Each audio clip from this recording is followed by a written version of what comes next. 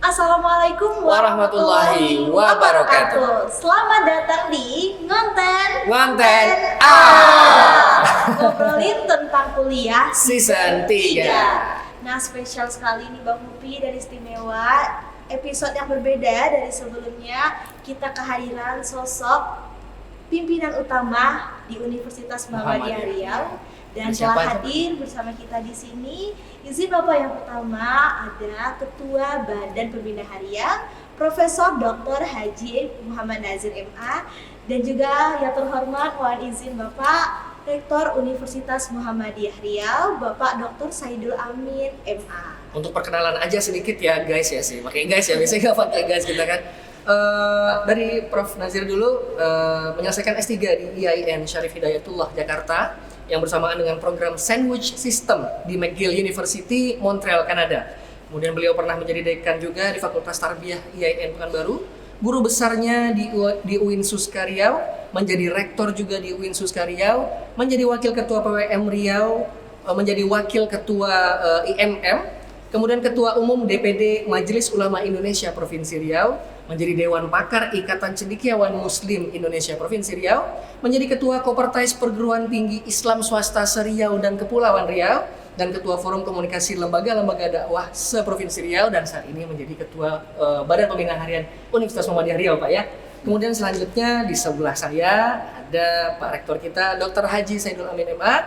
Beliau menyelesaikan S3-nya di Ilmu Akidah dan Islamic Thought University of Malaysia. Kemudian menjadi dosen dan pengajar juga di UIN Suska Riau, menjadi wakil ketua pimpinan wilayah Muhammadiyah Riau, menjadi wakil ketua Majelis Ulama Indonesia Provinsi Riau, menjadi wakil ketua Badan Amil Zakat Provinsi Riau, menjadi ketua pimpinan wilayah Muhammadiyah Riau, menjadi wakil ketua Badan Wakaf Indonesia Provinsi Riau, menjadi Direktur Komite Daerah Ekonomi dan Keuangan Syariah Provinsi Riau, dan saat ini menjadi Rektor Universitas Muhammadiyah Riau, juga dipercaya oleh pimpinan Pusat Muhammadiyah sebagai Rektor Universitas Muhammadiyah Malaysia. Terima kasih Bapak-Bapak sudah hadir di sini, menyempatkan di sela-sela kesibukannya ya, pasti kegiatannya ada banyak. Bapak-Bapak izin semuanya, kita di sini berbicaranya mungkin akan lebih menyoroti terkait pendapat sebagai pimpinan di Universitas Muhammadiyah Riau. Mungkin dari awal kita mulai dari Prof dulu ya Prof ya. Kita ingin ngulik nih Prof, ya. Bagaimana sih Prof makna dan tanggung jawab universitas atau pendidikan tingkat universitas dalam sudut pandang Muhammadiyah, Prof? Silakan. Ya, terima kasih. Assalamualaikum warahmatullahi wabarakatuh. Ini pertanyaan filosofis memang. Filosofis ya. Ya, sebenarnya kan secara umum kita tahu bahwa tugas negara Republik Indonesia seperti yang tertuang di dalam Undang-Undang Dasar 1945 itu kan sangat jelas ya. Tugas negara salah satunya adalah untuk mencerdaskan kehidupan bangsa. Ya, kalau kita menyebut kata cerdas ya itu sebenarnya mencakup semua kecerdasan gitu ya. Dan apabila disebut semua kecerdasan itu ya tidak bisa tidak, artinya terkait ya secara langsung dengan pendidikan.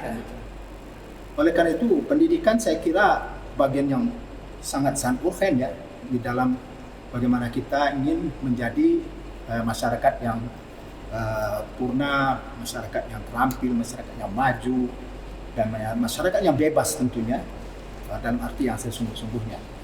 Jadi oleh karena itu saya pikir masalah pendidikan atau matra pendidikan itu ya tidak boleh diabaikan sama sekali oleh negara tentunya. Apalagi dalam Islam memang itu masalah pendidikan menjadi sangat urgen, bahkan ya hadis banyak sekali ya, kalau dalam ayat-ayat juga sangat banyak. Betul. Ya, kata ilmu dalam Al-Quran itu luar biasa ya, Allah katakan salah satu di antaranya qul hal yastawil ladzina ya'lamuna wal ladzina la ya'lamun, apa sama kalian lihat orang-orang yang berilmu dengan orang yang tidak berilmu? Itu pertanyaan ya tidak perlu dijawab, tapi jawabannya pasti tahu, tidak akan sama itu. Ya, orang-orang berilmu. Tapi dalam konteks ilmu sendiri itu kan sebenarnya lebih dari itu adalah adab, ya, peradaban yang melahirkan manusia-manusia yang beradab kan gitu, manusia yang beradab. Ilmu dan adab itu ya dua kata yang memang harus menjadi perhatian utama di dalam masalah pendidikan kan gitu. Jadi ilmu saja tanpa adab itu tidak ada artinya juga. Ya, Prof. Adab tanpa ilmu juga tidak akan sempurna. Kalau mereka itu ilmu pengetahuan biasanya dalam konteks kemajuan semua bangsa itu kan tidak ada yang tidak itu. Mereka itu melalui satu proses di mana mereka harus berupaya sekuat-kuatnya untuk mendapatkan model-model keilmuan yang terbaru ya. Apa yang kalau kita sebut sekarang ilmu-ilmu modern, karena ilmu pengetahuan itu kan berkembang terus-menerus. Nah, Menyesuaikan zaman, karya ya. manusia sesuai dengan zaman. Nah, itu tidak boleh mandek kan gitu. Dan itu pola perilaku manusia yang harus terus-menerus ya berkembang seperti itu. Tapi menurut Allah kan sebegitu kuatnya kalian berupaya untuk mencari ilmu pengetahuan, jangan kalian ngoyo lah gitu. Ngoyo itu menyatakan bahwa kita itu takabur gitu, tidak ya. Apa yang kalian dapatkan dari ilmu pengetahuan sehebat apapun itu baru sangat sedikit yang kalian ketahui dari apa yang seharusnya kalian ketahui dari apa yang diberikan oleh Allah Subhanahu wa taala. Ya kan begitu kan? Betul. Nah, itu kira-kira ya. Jadi oleh karena itu saya pikir Muhammadiyah pastilah memahami persoalan pendidikan ini menjadi persoalan yang paling utama, karena disinilah awal dan akhir untuk bagaimana kita membina anak-anak kita ya. Kalau di rumah tangga tentunya pendidikan rumah tangga.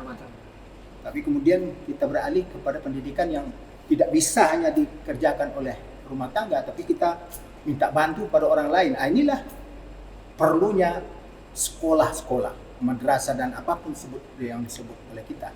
Berbagai Kalau di tingkatan Indonesia kan ada mulai dari PAUD sampai ke perguruan tinggi. Ada yang jalur madrasah, ada yang jalur sekolah. Padahal sebenarnya sekolah dan madrasah itu sekolah juga. kalau diartikan kan sama Sekolah.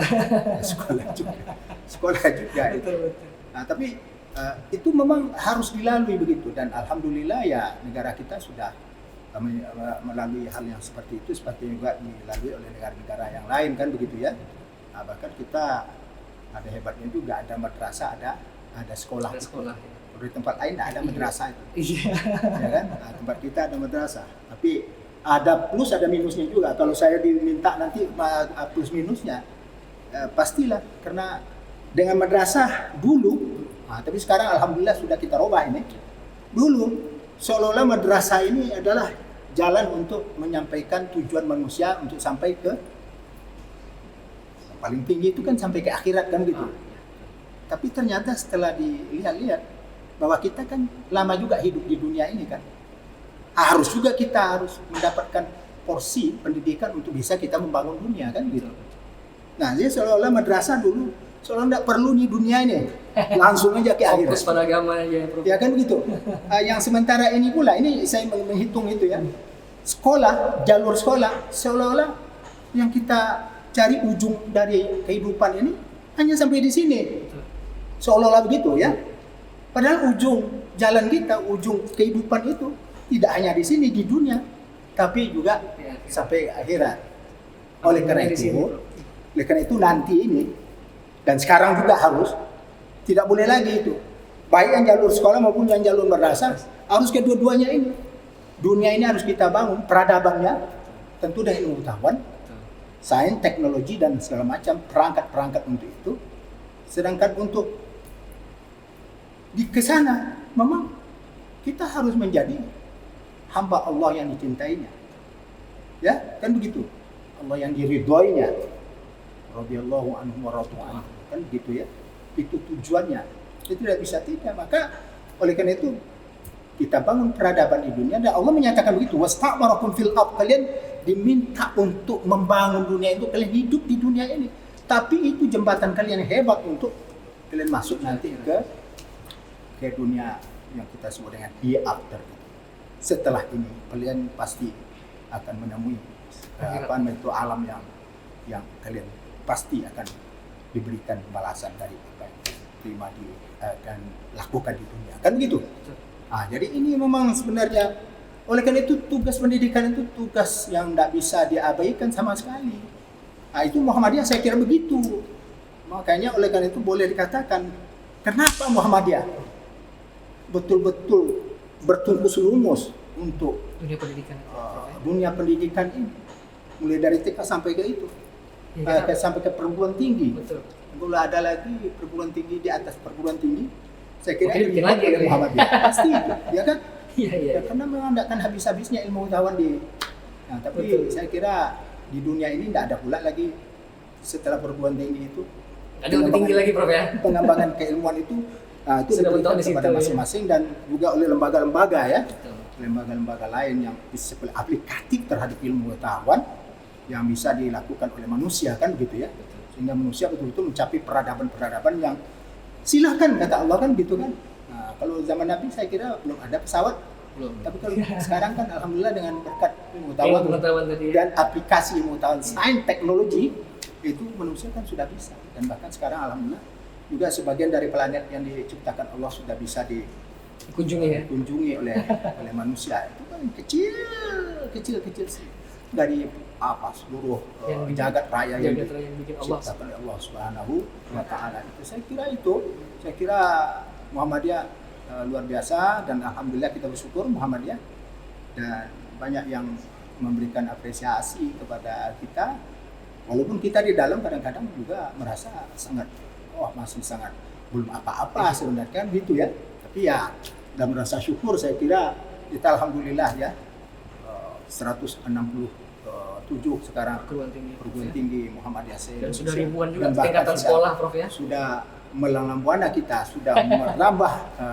ke Luar negeri. dan alhamdulillah ini coba bayangkan alhamdulillah ya, Pak Rektor kita orang yang diberikan kepercayaan oleh Untuk mengelola dua universitas tadi, Prof, ya, di dalam negeri dan di luar ya, negeri, Prof. perguruan tinggi di luar Luar negeri. negeri itu.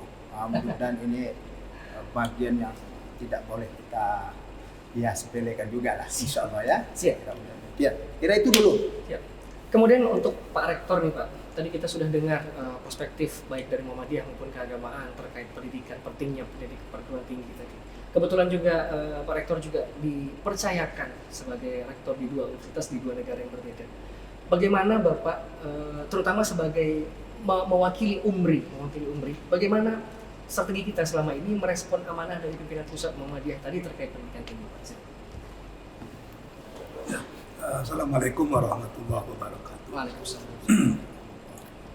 Sebenarnya pemerintah maupun pimpinan pusat Muhammadiyah itu sudah merumuskan kiblat pendidikan yang hampir sama. Kalau kita lihat pasal 3 UU 20 tahun 2003 itu, tujuan pendidikan nasional itu kan jelas, menciptakan anak didik yang beriman, bertakwa, berakhlak mulia, dan menguasai ilmu pengetahuan tadi. Kalau kita lihat pula tujuan pendidikan di Muhammadiyah ya hampir sama juga, membentuk SDM yang mampu menguasai ilmu pengetahuan dan teknologi, tapi dijiwai oleh Islam dan kemuhammadiyahan, juga menghasilkan pribadi-pribadi seperti yang dikatakan Profesor Najir tadi, yang beriman, bertakwa, beradab. Kalau dalam bahasa negara maupun dalam bahasa Muhammadiyah disebut dengan berakhlak mulia. Sebenarnya kalau kita sudah memahami tujuan pendidikan nasional dan tujuan pendidikan Muhammadiyah, khususnya PTMA, kita kan tinggal mengikuti alur yang ada saja. Apa tujuan pendidikan kita itu? Yang pertama, memang kita harus menyiapkan generasi yang mampu menghadapi zamannya. Ilmu pengetahuan, teknologi, dan seterusnya. Sekarang ada AI, ada macam-macam itu kan. Tapi ingat, pengetahuan tidak hanya berhilir di pengetahuan. tapi dia harus menghasilkan sesuatu yang luar biasa, sosok yang berakhlak mulia, yang didasari oleh iman dan takwa. Jadi sebetulnya tujuan pendidikan kita ini jelas. Kepala anak didik diisi dengan ilmu pengetahuan, dadanya diisi dengan iman, dan tangannya diisi dengan keterampilan. Kalau itu betul-betul kita terapkan, maka kita akan melahirkan generasi muda yang utuh, yang kafah, yang mampu menghadapi tantangan zaman, bukan sekedar mampu menghadapi tantangan zaman, tapi merekalah yang membentuk zamannya sendiri. Dan itu sudah kita terapkan di Universitas Muhammadiyah Riau, Pak ya? Kita mulai, ya, sebab langkah yang ke-1000 pun tetap juga dimulai dari langkah yang pertama. Tentu step yang pertama itu kan para pendidiknya. Kalau dalam istilah Arab itu pendidikan itu penting, tapi orang yang mendidik itu lebih penting. Iya. Orang yang mendidik itu penting, tapi jiwa kependidikan itu lebih penting lagi. Kalau yang bahaya itu kan orang mendidik tanpa jiwa. Ini yang dikatakan oleh Hal Lewis itu dalam bukunya Excellent Without Soul. Dia menyatakan perguruan tinggi di Amerika termasuk Harvard tempat dia ngajar, termasuk Temple tempat dia mengajar, itu hanya menciptakan orang yang berilmu, punya skopus banyak, punya pendidikan banyak, tapi miskin dari segi moral responsibility. Bagaimana para profesor di Amerika bisa bikin penelitian hebat-hebat, sementara di Palestina orang dijajah, orang kulit hitam tidak menerima hak yang semestinya. Apa gunanya perguruan tinggi, kata mereka. Jadi Barat saja sudah menangisi konsep perguruan tingginya. Apakah kita mau menangis bersama mereka, atau kita justru bisa memberikan sekurang-kurangnya sapu tangan agar mereka bisa menghapus air matanya? Itu yang paling penting. Oke, sekarang kita kembali ke Prof. Nazir dulu, izinnya Bapak. Tadi Prof. Nazir sudah membahas mengenai pendidikan. Dan yang saat kita tahu sekarang sangat tren nih Prof, pendidikan Islam. Dan saat ini banyak institusi yang berlabelkan Islam. Dan menurut Prof, bagaimana Prof melihat tantangan strategi itu dan bagaimana UMRI menjalankan untuk melebur al-Islam kemuhammadiyahan dalam bidang akademik ini, Prof? Ya, jadi sebenarnya apa yang sudah kita bincangkan dari tadi sambung oleh Pak Rektor itu, sebenarnya inilah bentuk paradigma, ya, paradigm. So, kalau tanpa paradigm yang tepat, ini masalah pendidikan ini bisa akan menjadi kacau, ya. Jadi oleh karena itu kita harus tetapkan bahwa paradigm atau paradigma pendidikan, cara pandang kita terhadap pendidikan itu, ya, rujukannya adalah al-Islam. Tidak boleh tidak. Tanpa itu kita tidak akan bisa mendapatkan apa yang diinginkan oleh Sang Maha Pencipta Allah Subhanahu wa taala tentang seperti apa harusnya manusia ini dikembangkan dirinya, ya. Menjadi seperti apa harusnya manusia ini menjadi orang yang diharapkan oleh Allah Subhanahu wa taala. Kan begitu. Allah menciptakan kita dan Allah memberikan segala-galanya, terutama apa yang kita sebut dengan potensi-potensi. Kan anak kecil kan belum seperti Anda yang hebat-hebat. Belum tahu apa-apa, Prof, ya. Kan begitu, tetapi potensi sudah ada. Tapi jangan salah, ini potensi ini harus dikembangkan. Maka oleh itu tugas orang tua, ibu bapak itu, ya, ibu dan bapaknya itu luar biasa. Untuk bagaimana dari awal itu potensi anak ini harus dipahami apa saja sebenarnya potensi-potensi itu. Sebenarnya itu Allah sudah jelaskan dalam Al-Quran, kan, potensi-potensi itu. Minimal ketika Allah sebutkan, ya, ini kosakata yang dipakai Allah SWT untuk menunjuk manusia. Minimal kan ada berapa? Ada an-nas, ada al-insan, ada al-ins, ada al-bashar, ada Bani Adam. Apakah dengan kata-kata itu manusia hanya satu saja tanpa ada potensi-potensi yang diberikan? Tidak, ternyata dengan menggunakan kata-kata itu ternyata manusia ini diberikan Allah potensi untuk supaya dia tetap menjadi al-insan, menjadi an-nas, menjadi al-ins, menjadi al-bashar dan menjadi Bani Adam. Kalau kita lihat itu potensi-potensi itu tadi sudah disebut itu. Ada potensi yang disebut dengan spiritual. Potensi spiritual, ya kan, dalam bahasa yang sekarang disebut. Karena itu potensi spiritual itu kan inti daripada wujud manusia yang diinginkan oleh Allah SWT. Karena dengan itu dia akan merasa dekat dengan Allahnya, kan gitu ya, dengan Tuhannya, dengan Rabbnya, kan begitu. Itu sisi akidah, kan gitu. Sisi akidah. Tadi iman, ya, yang wujudnya luar biasa. Tentunya kita akan ketahui lagi dalam konteks yang lain nanti ya. Nah, kemudian ya tadi emosional kita, potensi emosional. Itu manusia berkembang tanpa itu tidak ada itu. Itu hanya diberikan kepada manusia itu, kepada makhluk-makhluk lain tidak diberikan itu ya. Tidak berikan itu. Manusia punya rasa, punya apa segala macam, kan begitu ya. Tapi mau diapakan ini potensi emosional kita itu? Ya kan? Nah, bisa punya potensi intelektual. Nah, kalau emosional ini nanti itu yang akan berujung kepada beradab gitu, beradab ya. Kalau ini akan menjadi manusia yang beriman, kokoh ya, kokoh akidahnya. Ya, kokoh akidahnya. Kalau yang ini manusia yang beradab, lebih cenderung kepada Sosial.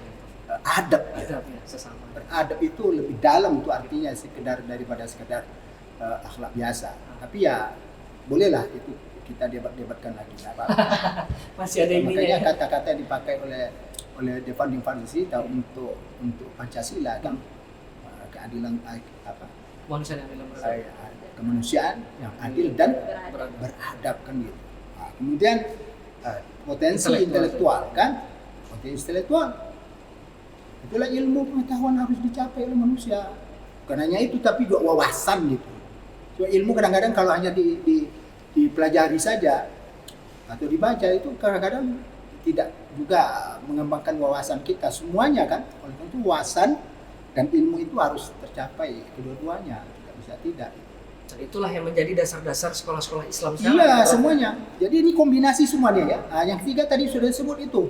Hand ya, kalau menurut Pak Rektor tadi itu Kemampuan. apa yang disebut dengan keterampilan. Keterampilan ya. Life skill, keterampilan hidup.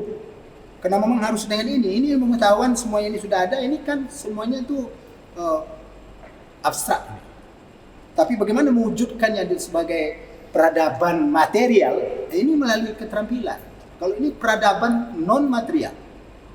Dan peradaban itu dua material dan non material. Yang material ini tadi kita harus didasarkan kepada akidah, akhlak, itu iman dan akhlak kita yang luar biasa. Kemudian juga dengan ilmu pengetahuan. Pengetahuan kan sesuatu yang ada di dalam konsep kan. Tapi penerapannya seperti apa? Makanya oleh karena itu kita harus mengetahui teknologi. Nah, jadi penerapannya itu disebut dengan life skill. Belajar di sekolah itu ya. Ya itu, kalau mau jadi apa? Mau jadi tukang, mau jadi apa? Mau jadi pembuat pesawat atau segala macam, itu semua itu kan teknologi ya. Betul. Harus dimiliki manusia. Kalau tidak akan ada nih peradaban material yang kita lihat. Ya, seperti yang sekarang ini yang memberikan kebutuhan-kebutuhan itu untuk pakaian kita, untuk rumah dan segala macam kan gitu. Prof, ada yang menarik, Prof. Ada lagi, tapi ya ini supaya jangan terpotong dia. Ya, jangan ketika Potensi yang berikutnya itu kan ini untuk diapakan ini? Untuk diapakan kepada pertama untuk kesalahan pribadi kita, tapi yang utama lagi menurut Islam itu kesalahan sosial. Tapi bukan sosial dalam arti manusia saja, sosial dalam arti yang lebih luas sebenarnya mencakup juga environmental, lingkungan ya, lingkungan alam ini. Jadi kepedulian kita terhadap sesama makhluk Allah, ya kan begitu, sesama manusia dan makhluk Allah yang lain kan, yang hidup, yang mati gitu. Ya gitu, yang hidup ya, semua tanpa terkecuali kan gitu. Nah tapi yang terakhir kalau yang tadi itu kan sebenarnya Bani Adam itu sosial itu ya. Nah, yang terakhir itu ya kita punya jasmani yang diberikan Allah SWT, tempat untuk kita memanfaatkan semua yang tadi itu. Melaksanakan Nah, oleh itu karena semua. itu ya jasmani itu jangan dirusak, ya jangan dirusak. Jasmani kita harus sehat dan bugar, prima gitu, kan gitu ya. Nah, ini yang perlu dididik itu, harus sampai ke situ kita mendidik semuanya itu. Itu yang kata Prof kafah tadi Prof. Itu yang disebut dengan pendidikan Islami holistik integratif. Integratif ya, terintegrasi semua ya. Terintegrasi semua. Holistik semuanya ada dan integratif semuanya tersambung gitu ya Prof. Iya, tidak boleh dilebihkan satu dikurang yang lain, tidak. Betul. Oke ya. Betul. Nah, saya kira itu. Ada yang menarik Prof. Seperti yang disampaikan tadi oleh Mbak JJ, kan sekarang ada banyak sekolah-sekolah yang berlabel Islami gitu ya, dan semuanya sama-sama memberikan kurikulum yang holistik dan integratif tadi. Tapi apakah itu berarti masyarakat sekarang sudah mulai melek dengan keagamaan Prof? Apakah itu bisa disimpulkan seperti itu? Ya tentu kalau dalam arti bisa menguasai itu semua, itu sudah mencakup semua itu ya. Maka oleh karena itu Allah sebutkan itu dalam surah Fussilat itu kan 3 ilmu pengetahuan yang harus anda lakukan, itu anda capai gitu. Dan ketiga-tiga itu bersimbiosis itu. Afaq, anfus, al-haq. Yang 3, afaq itu ilmu kealaman, inilah kita ada di sini, nggak bisa tidak, kita harus memahami alam. Maka lahirlah ilmu kealaman kan, yang dulu disebutnya IPA kan. IPA ya, ilmu alam. Sekarang ada lagi ya, udah dirubah Ilmu kurikulumnya. kealaman. Nah, tapi yang kedua kan kita hidup bersama Anfus. manusia, anfus kan. Nah, itu melahirkan ilmu sosial dan humaniora. Betul. Bukan sosial saja, humaniora juga. Macam filsafat yang dipahami oleh Pak Rektor itu humaniora itu, bahasa dan lain sebagainya. Kita harus menguasai itu. Tapi itu dua ilmu ini harus berporos kepada ilmu yang diturunkan Allah sendiri yang melalui Al-Quran yang wahyunya itu. Karena itu petunjuk Allah tentang segala-galanya itu kan. Nah, maka kalau sudah dua ilmu ini berporos kepada Al-Quran, itulah ilmu-ilmu Islami. Ketika kita mempelajari ilmu alam, ilmu fisika, kimia, biologi, tunduk kita kepada Allah itu luar biasa. Karena kita tahu ini Allah yang menciptakan ini dengan naturnya, ya, dengan hukum sunnatullah alam ini kan. Sunnatullah. Sebenarnya apa yang kita terjadi di alam ini kan mempelajari sunnatullah. Betul. Kan begitu. Termasuk mempelajari diri manusia ini sunnatullah juga. Tidak ada yang lepas dari itu. Ya kan? Nah, semuanya itu diminta oleh Allah. Kalian pelajari itu. Nah, tapi porosnya ini. Nah, jangan ngeyel kalian. Karena tidak akan semua bisa kalian pikirkan. Iya betul. Tidak bisa. Ya. Mana yang tidak bisa akan aku berikan pengetahuan itu menjadi informasi dariku, kata Allah. Kan begitu. Ada yang tahu apa yang terjadi dalam alam kubur? Kan tidak ada. Apa yang akan terjadi nanti di akhirat yang disebut Allah itu ujung dari segala ujung. Ya, the ultimate goal bahasa Inggrisnya. The ultimate goal. Tidak tahu kita. Kalau Allah tidak jelaskan bahwa surga itu seperti ini, tidak akan tahu kita. Bahwa kita akan ada di sana. Maka Allah berikan pengetahuan itu. Maka dua di situ ada pengetahuan yang bisa kita raih sendiri, apa yang disebut dengan applied knowledge, ya. Acquired knowledge, ilmu yang bisa dicapai oleh otak manusia sehebat-hebatnya. Tapi ada ilmu yang tidak bisa dengan itu yang disebut dengan the perennial knowledge. Perennial knowledge. Nah, itu ilmu yang datang hanya dari pemberitahuan Allah kepada kita. Oleh ulama disebut sam'iyat atau nakliyat, ya. Kalau yang ilmu yang satu ini disebut dengan akliyat. Nah, kan gitu ya. Ya, dari capaian akal kita kan gitu ya. Nah, itulah yang sedang kita bahkan di Umri ini dan di seluruh PTMA, karena disebut dengan al-Islam dan kemuhammadiyahan itu. Ya itulah semua. Jadi jangan dipisahkan lagi. Oh, ini ilmu agama, tafsir, hadis, tasawuf, segala macam, usul fiqh.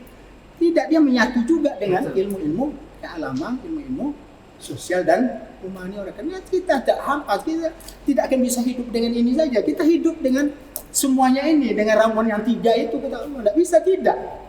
Coba siapa yang bisa keluar dari semua ya Prof ya? Tak ada yang bisa keluar dari situ. Iya. Itu ramuannya, makanya itu harus terintegrasi. Holistik, Oke. terintegratif. Ya, saya kira begitu. Luar biasa. Oke, kembali kepada Pak Rektor. Berbicara tentang Umri, Bapak kemarin Umri sudah berusia dan memasuki usia ke-17 tahun. Dan ini mungkin bukan perjalanan yang mudah dan banyak mengandung cerita suka maupun duka. Dan tentunya Iya, sebagai rektor tentunya Bapak ingin membuka ruang baru untuk Universitas Muhammadiyah Riau.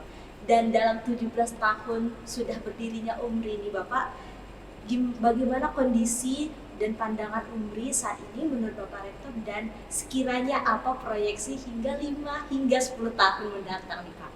Silahkan Bapak. Dia kan begini, UMRI itu sudah berumur 17 tahun. 17 tahun yang lalu itu sudah merupakan kenyataan. Tapi sesudah 17 tahun, itulah harapan. Tentu masa depan itu akan lebih jauh mencabar daripada masa lalu. Dan kita juga harus berlari. Itu yang dikatakan Rasul, siapa yang hari ini sama dengan hari yang lalu, itu orang yang merugi. Mereka yang harinya lebih buruk hari kini dari hari yang lalu, itu orang yang tercela. Dan yang beruntung adalah mereka yang hari ini lebih baik dari hari yang lalu, dan hari esok mesti lebih baik dari hari ini. Maka akan terlalu banyak yang mesti kita lakukan di masa depan. Sebab kita membentuk manusia. Kata Ali bin Abi Thalib itu, kita harus mendidik anak sesuai dengan zamannya. Ada syair menarik yang ditulis oleh Gibran, Khalil Gibran, dalam bukunya The Prophet, Sang Nabi itu. Engkau adalah busur, anakmu adalah anak panah.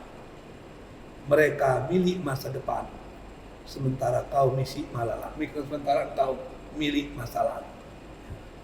Jadi mengajar itu harus memberikan ruang kepada anak agar mereka bisa hidup di masa depan, bukan sekedar bermimpi di masa lalu. Kalau kita gagal menghadapi perubahan zaman, maka kita dan universitas kita akan menjadi kepingan sejarah, bukan mutiara yang akan dipusatakan oleh generasi masa depan. Makanya di UMRI kita akan melalui berbagai etape sebelum kita bisa berdiri sendiri. Nanti Profesor Najir yang lebih bijak untuk menjelaskannya itu. Etape yang pertama itu dalam dunia pendidikan adalah how we can understand the Islamic heritage, Islamic legacy, Islamic sources. The second one, how we can understand Western or modern heritage, modern knowledge, modern science and technology. The third step is how to combine between Islamic heritage and Western heritage. And the last stage is how we can produce our own knowledge. Itu yang harus dilalui step by stepnya. Sekarang kita baru pada level mengenalkan Islamic heritage. Tapi jangan dilupakan, ilmu itu sudah beralih dari Islam ke Barat. Maka ilmu-ilmu Barat harus dipahami juga. Kemudian bagaimana mengkombinasikan, setelah itu barulah kita menjadi producer, not only user. Nah, itu yang kita harus harapkan. Dalam 5 tahun ke depan nih Pak, ini mungkin kita bicara sedikit tentang gambaran Pak ya, baik secara physically universitas kita maupun kualitas pendidikan kita dalam 5 tahun ke depan. Kalau statement Pak, UMRI itu harus bisa seperti ini, itu kira-kira bagaimana Pak? Dia begini, kita sudah merumuskan Smart University misalnya, itu kan harapan. Bagaimana spiritualitas, mobility, accountability, kemudian responsibility dan togetherness itu bisa hidup di tengah-tengah kampus kita itu. Ketika huruf-huruf yang ada itu sesungguhnya merupakan cerminan akan sesuatu yang kita akan capai. Dari segi praktis, kita sudah sepakat dengan BPH kalau kampus ini nanti akan dihuni oleh 20.000 mahasiswa. Kalau nanti tanah-tanah di belakang sudah kita bebaskan, mungkin bisa 25.000 mahasiswa. Tapi kan tidak semudah yang kita bayangkan. Tantangannya banyak sekali. Andai kata 20.000 kita siap. Tapi apakah jalan yang di depan itu siap nggak menerima 20.000? Itu kan masalahnya. Iya betul. Makanya hebatnya di Malaysia, mereka bikin gedung olahraga Bukit Jalil. Sebelum gedung mereka buat, LRT udah siap. Okay. Sehingga orang datang ke gedung itu, dia tidak bawa kendaraan sendiri. Kendaraan dia parking di stasiun-stasiun LRT di kampungnya masing-masing. Mereka naik LRT, langsung turun di Bukit Jalil itu. Coba Anda bayangkan kalau tidak ada LRT, lalu orang yang bisa menonton situ 80.000 orang, setengah bawa kendaraan, itu nggak bisa nonton bola. Nggak bisa jalan. Begitu cerdasnya orang itu. Maka kita juga demikian, kita mau di sini 20.000 mahasiswa. Bagaimana dengan jalan di sana? Ada alternatif, kita buat jalan di belakang. Ada alternatif lagi gitu kan. Lalu kalau 20.000 mahasiswa, 80% pakai motorbike, ya pakai Honda gitu, pakai motor. Itu 80% dari 20.000 itu kan lebih kurang 15 ribuan gitu. Apa kita punya parkir 15.000 motor? Itu masalahnya. Jadi orang eksakta bagus, tapi tanpa ada orang-orang ilmu humaniora, eksaktanya itu akan membingungkan. Dia bisa bikin bangun hebat, tapi tidak melihat kondisi sosial yang ada itu nggak bisa. Oleh sebab itu, kita sudah punya perancangan. Hari ini kita punya gedung belajar yang akan kita sempurnakan. Gedung Mahmud Marzuki Tower misalnya, 9 tingkat. Dengan adanya 9 tingkat itu, maka tidak ada lagi kita bicara tentang kelas. Udah selesai. Maka kalau menurut BPH, lokal belajar yang lama itu kita fungsikan menurut fungsi aslinya dulu. Menjadi asrama putri. Karena ini sudah selesai. Begitu ini selesai, semua kan nanti kita akan buat lagi one stop administration, one stop management. Ada bangunan lebih kurang 10 atau 9 tingkat yang seluruh fakultas ngumpul di situ. Kalau itu sudah selesai, maka akan banyak ruang-ruangan yang kosong. Karena kantor-kantor tidak ada lagi. Kita sulap jadi ruang belajar yang betul-betul futuristik. Ruang belajar yang ketika orang masuk ke dalam ruangan itu, dia memang berada di dunia ilmu pengetahuan. Suasananya itu memang suasana ilmu, tidak lagi suasana yang lain gitu kan. Kalau Anda mau lihat di satu Universitas Muhammadiyah yang baru di Bali itu memang didesain seperti itu. Orang duduk, ruangnya kecil, tapi begitu kita duduk, kita seakan-akan berada di dunia yang lain. Nanti di situ semua lengkap. Tapi kita juga harus punya auditorium yang smart. Itu juga akan kita pikirkan. Kita juga harus punya library atau perpustakaan yang memang layak untuk kita banggakan. Kita juga harus punya taman-taman kota, sehingga kalau orang masuk ke Umri, dia akan melihat ada kesatuan antara ilahiyah, ilmiah dan insaniah serta alamiah. Dia masuk ke Umri, dilihatnya ada nuansa ketuhanan yang luar biasa, ada masjid, ada ilmiah, ada diskusi-diskusi ilmiah yang luar biasa. Tidak lagi O2 level, tidak lagi Riau level, but sudah global level. Penggunaan bahasanya sudah bagus. Ada nuansa ilmiah di situ. Dan alamiah, dan ada suasana yang kita sebut dengan kealaman. Kalau dia datang ke belakang, seakan-akan dia berada handful land from paradise. Dia bisa melihat surga kecil di situ. Ada taman-taman, ada danau-danau, dan lain sebagainya. Jadi yang hijau nggak cuma alma maternya aja lagi Pak ya, kampusnya juga hijau gitu Harus ya. begitu, Green Campus itu harus begitu. Gitu. Sehingga kita akan lucu itu. Kata-kata surga dalam Quran itu diulang-ulang beratus kali. Bahkan ada hadis Nabi menyatakan baiti jannati, rumahku adalah surgaku. Kenapa kita nggak pernah berpikir menyatakan jamiati jannati, kampusku adalah surgaku? Kenapa nggak pernah? Mudah-mudahan Padahal kampus itu kan our second house. Betul. Jadi ke depan kita harus berpikir kampus itu harus menjadi surga.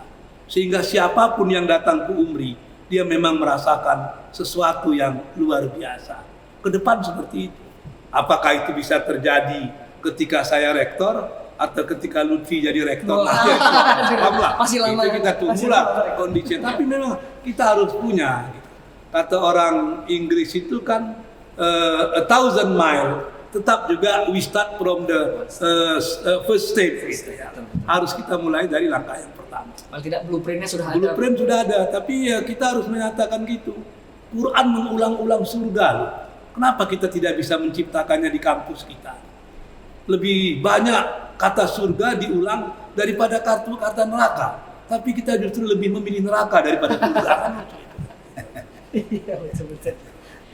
Baik, itu luar biasa sekali. Kita berharap tentu sama-sama dalam waktu yang singkat ini Pak Rektor bersama dengan Ketua BPH juga bisa menyelesaikan itu semua, apa ibaratnya menurunkan surga ke UMRI kan gitu ya Pak ya bahasanya gitu. Ya, memang untuk ini kan bukan impian yang tak akan tercapai.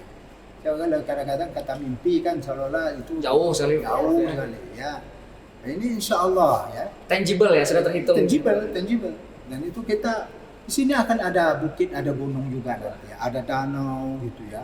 Ada semua pohon-pohon hutan yang ada di Riau ini akan kita koleksi di sini. Dan akan ada apa namanya itu, kalian bolehlah nanti akan bermain-main nanti di danau itu, ya kan?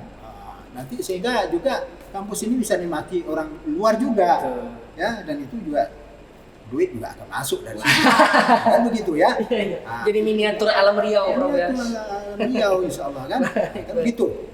Ya, jadi semua kita buat layoutnya sekarang dan mudah-mudahan apa yang segera disampaikan Pak Rektor tadi ya itu akan bisa kita capai lah. Tapi siapa yang akan menyudahi atau apa itu Allah lah. Insya Allah bisa tercapai dalam waktu yang singkat. Kebetulan kita menghadirkan dua pimpinan di Universitas Muhammadiyah Riau. Kalau kita tadi ngomongnya tentang lebih ke filosofis, sekarang mungkin saya akan lebih menyorot kepada pendapat bapak-bapak sebagai seorang pemimpin.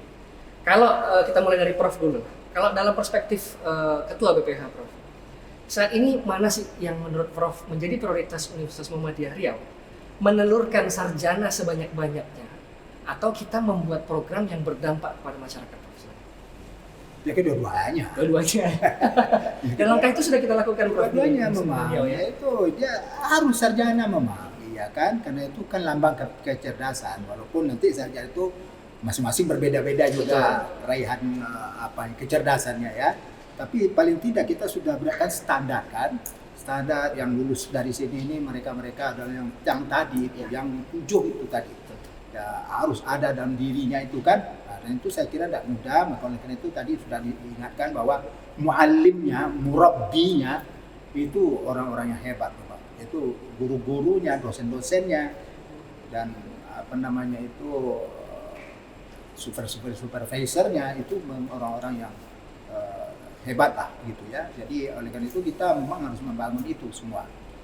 Jadi saya kira kita harus berdampak, tidak boleh tidak. Inilah yang menjadi problem besar ya. Kalau hanya kita, oh saya sudah didik anaknya sudah berilmu dia, itu ya baru separuh itu kan, baru separuh. Belum bisa Makanya memberikan kembali ke ada masyarakat. orang yang menganggap hanya tugas pendidikan itu apa namanya knowledge base, gitu. Knowledge base saja, hanya pengetahuan saja. Saya kira itu separuh jalan itu. Maka Tidak oleh lengkap. itu kita harus sampai yang kedua itu, yang tadi itu kan ya Agar bisa menjadi holistik tadi. professional base. Professional base. Ya. Professional base. Jadi dua-duanya itu harus kita capai itu, dan kita itu tontonkan kepada masyarakat nanti kan gitu. Jadi tamatan-tamatan dari sini ini hebat memang, tetapi dia juga bisa bermanfaat kepada masyarakat, kepada bangsa, negara, bahkan dunia. Saya kira juga nanti cita-cita kan boleh kan begitu kan? Betul. Jadi kan hanya sekedar di sini kita namanya saja universitas. Betul. Universal kan, emang dunia kita itu. Makanya itu kerjasama kita jangan seolah-olah kita kerjasama kok pergi kemana-mana seolah-olah menghabiskan duit. Tidak, itu kan untuk bagaimana kita menggapai dunia ini. Jangan kita menganggap kita hebat orang seperti apa, tapi kan sudah. Ya. Sebenarnya Islam dulu kan sudah luar biasa, tapi kan Islam yang dulu hebat itu kan tergerus, akhirnya diambil orang kan, bagian-bagian tertentu ilmu pengetahuan, sains, teknologinya diambil barat kan sekarang kita harus akui itu. Kealpaan ini harus kita tembus kembali, tidak boleh lagi, harus sampai kita kepada bagaimana combine tadi yang disebut alpha rector, ya kan?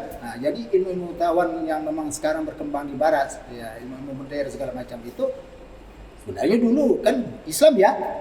Mereka curi juga dulu sebenarnya. Iya, banyak sejarahnya seperti itu. Mereka tahu bahwa Islam itu hebat dulu, mereka ambil.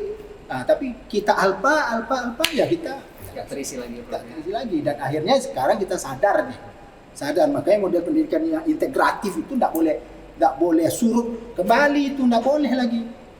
Ya, holistik integratif itu tidak boleh lagi, karena itu yang diterapkan oleh umat Islam yang awal, yang membawa peradaban hebat, yang golden age yang itu kan, itu model begitu dulu tuh, ya. Sekarang kita harus kebul dan kita raih kembali untuk itu, dan insya Allah kita menjadi leading insya Allah di dunia ini. Tentu di akhirat itu lebih. Amin, insya Allah. Kan gitu. Iya. Saya kira begitu ya. Siap. Makasih. Baik, selanjutnya ini mungkin terakhir kepada Pak Rektor. Sebagai seorang rektor, apa tantangan kepemimpinan? Kan kita ada banyak ya tuntutannya di universitas ini Pak Rektor ya. Baik dari tuntutan kemajuan untuk baik fasilitas mahasiswa atau pendidikannya, kemudian kesejahteraan dosen, kemudian fasilitas-fasilitas kita yang memang tidak terbilang mudah untuk mengadakannya gitu. Nah, sebagai seorang pemimpin Pak Rektor, bagaimana strategi Pak Rektor dalam menyumbangkan seluruh harapan tadi? Dia kan begini, kesempurnaan itu ya tidak ada. Imperfection is part of life. Ketidaksempurnaan itu bagian dari kehidupan.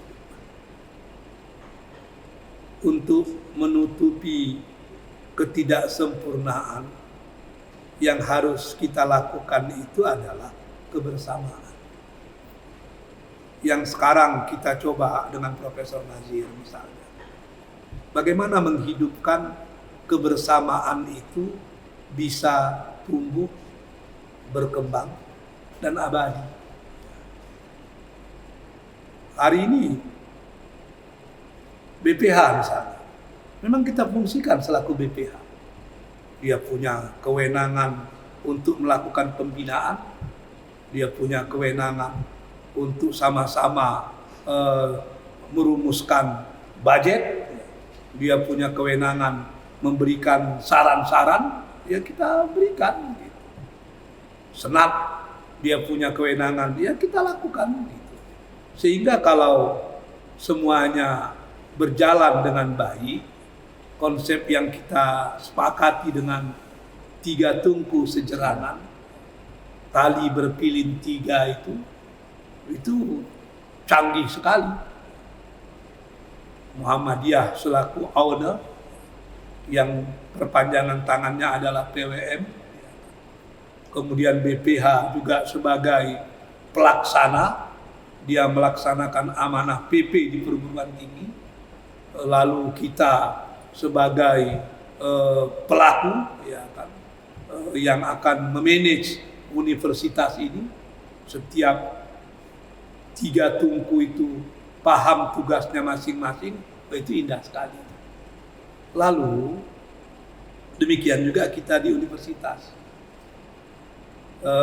Di universitas itu ada 2 komponen, ada dosen dan ada tenaga kependidikan.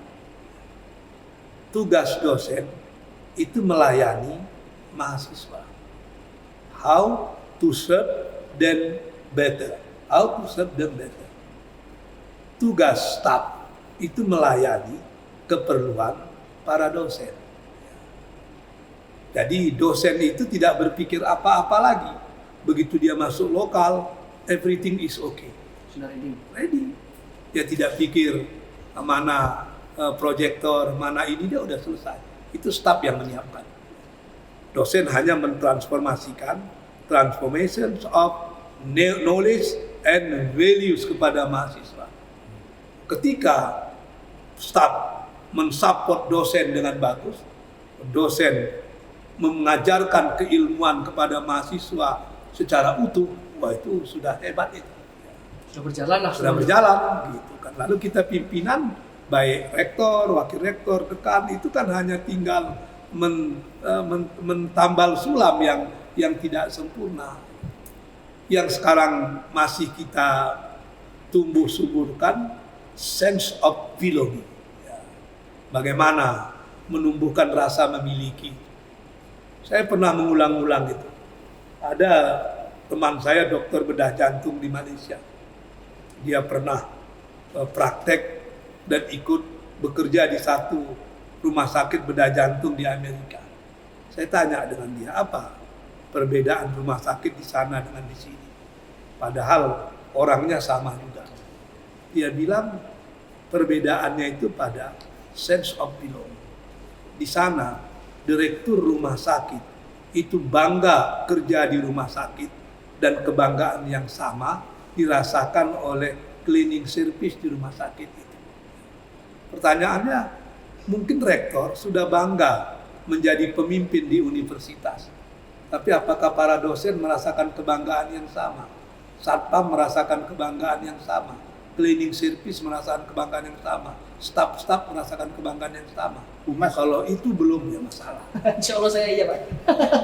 Bangga gitu. Jadi kalau andai kata kita belum memiliki kebanggaan yang sama, susah. Begitu kita memiliki kebanggaan yang sama, maka ketika mencari mahasiswa baru, itu tidak susah lagi. Ya, tidak susah lagi. Karena kita sama-sama memiliki kepedulian yang sama. Universitas kita swasta, 90% dari dana operasional masih dari SPP mahasiswa, maka tanggung jawab kita bersama adalah mencari mahasiswa. Sedang tiang bak basi, seciok bak ayam. Itu yang paling penting itu. Itu yang harus kita tumbuhkan. Sebab tidak ada yang bisa kerja sendiri. Ya, kan? Istilah orang Inggrisnya itu, without you, we are nothing. Ya. With you, we are something. Together, we are everything. Itu yang kita harapkan. Kemudian nanti tolong ditulisin ya, ketika Pak Rektor ngomong tolong dituliskan di bawah gitu ya. Saya rasa itu aja. Mungkin ada yang perlu apalagi sedikit ya. Ya. Jadi format Universitas Muhammadiyah seluruh Indonesia itu PTMA. Itu kan di tempat lain hanya Tridharma ya. Oke. Nah, tapi kita kan catur dharma. Ada catur dharma. Tapi kita harus tetap menyatakan bahwa ya Tridharma itu harus dipandu oleh satu dharma yang kita sebut dengan dharma al-Islam dan kemuhammadiyah. Oleh karena itu dharma al-Islam dan kemuhammadiyah itu adalah dharma utama sebenarnya yang akan memberikan nilai ya terhadap 3 dharma yang pendidikan, pengajaran, penelitian dan pengabdian kepada masyarakat. Nah, ini yang akan menjadi tolok ukur ya. Tolok ukur keberhasilan nanti di seluruh perguruan tinggi Muhammadiyah dan Aisyah seluruh Indonesia, termasuk punya UMBI ya. Dan ini pekerjaan tidak mudah.